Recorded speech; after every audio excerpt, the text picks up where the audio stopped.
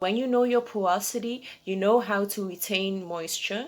And when you know how to retain moisture, your hair becomes less dry. When your hair becomes less dry, there's no time for breakage. No time for breakage means that growth. Hello everyone, thanks in advance for watching this video. Today I want to talk to you guys about hair growth and how I got my hair to grow pretty quickly, I think, without doing actually too much at all. I am going to give you 10 tips on how to grow your hair or on how to actually retain your hair length. So the first thing you just really have to know is how hair actually works. In order for almost everything to grow, it needs some kind of hydration. Our hair is no different, so with drinking water, you are actually just hydrating not only your body, but you are hydrating your hair as well. So that's like moisture from the inside. And you can also wet your hair like moisture from the outside, where you just go under the shower or your hair gets wet from the rain, where your hair will become hydrated. Then our hair actually also produces its own natural oils. So these oils are like natural sealants. And these are actually just things that nature provides. So our hair actually tells us what we need to do. We need to moisturize. There are different ways to actually moisturize our hair. The most important one for your hair to grow is deep conditioning. Like I deep condition every week. Because deep conditioning your hair is just like extra moisture you're giving to your hair. If you are deep conditioning consistently and properly, and I actually will address how to do this properly later on, then that means that your hair is actually getting deeply moisturized every week. As I already said, we do not only need this moisture from the outside, we also need it and get it from the inside. So this means you have to drink enough water. For myself, I feel like I sometimes lack the consistency regarding the drinking not enough water situation. I do not have a good explanation as to why I do this, as to why I actually don't do this. It's not as consistent as I want it to be, but I'm still working on this. So also low manipulation. Try not to manipulate your hair too much every day and every night, and just, if you are, for instance, detangling your hair every day, or washing your hair every day, or twisting your hair every day, every night, you are touching your hair way too much. You just need to let your hair be.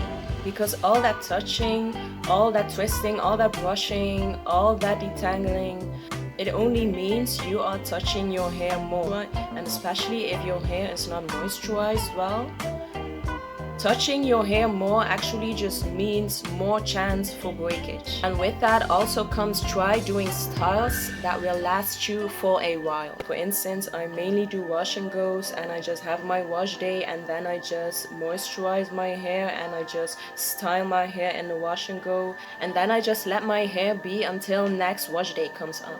You can also do other styles, you know, like twists, like braids, like protective styles, just any style that will keep your hands out of your hair.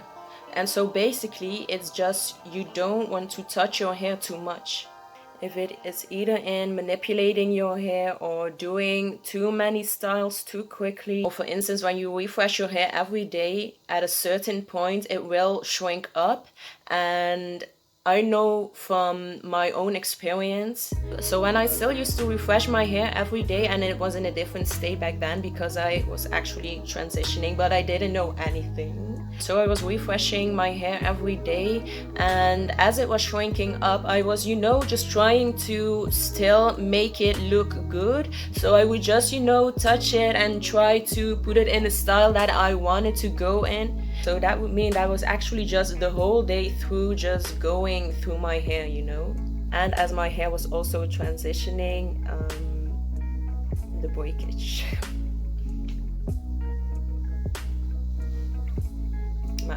Just try to avoid knots or tangles in general.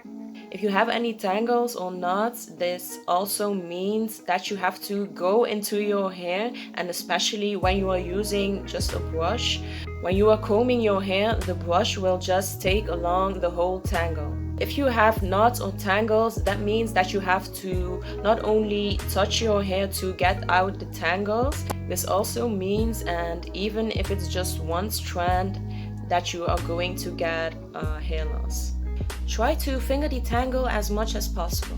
When you are combing your hair with a brush, and that is just any kind of brush, like even like the Tangle Teaser or like the Felicia Leatherwood thingy, when you are using a brush or a comb, you actually do not have any control over which knots and tangles you are taking out of your hair.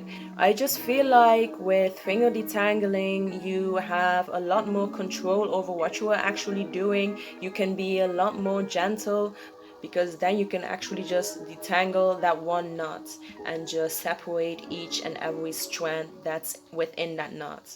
Also, trimming your hair, but when it's needed. You just have to trim your hair when you see that your ends are dead. Just check your hair regularly, like, do I have any split ends, do I have any fairy knots, does it feel extra dry to the touch? When you experience those things, you can go ahead and you can trim your hair. I feel like a lot of people have like this routine. When you are just trimming every 3 months, how is it possible for your hair to even actually grow then?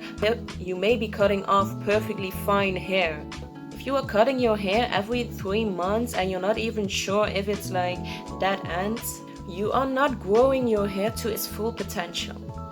And for all that moisture that your hair needs, there's just one important thing that you just need to know. You need to know your hair's porosity. So the porosity of your hair actually means how well your hair can retain and accept moisture. So when you are low porosity, this means that your hair cuticles are tightly shut, resulting in water having difficulties in actually penetrating your hair strands. But when the hair strand is actually hydrated and the moisture is locked in, then it will be more difficult for the water to actually leave the hair strands. With high porosity hair, it's actually that your hair cuticle is all the way open and that water penetrates your hair strands pretty quickly, but it also loses moisture just as quick.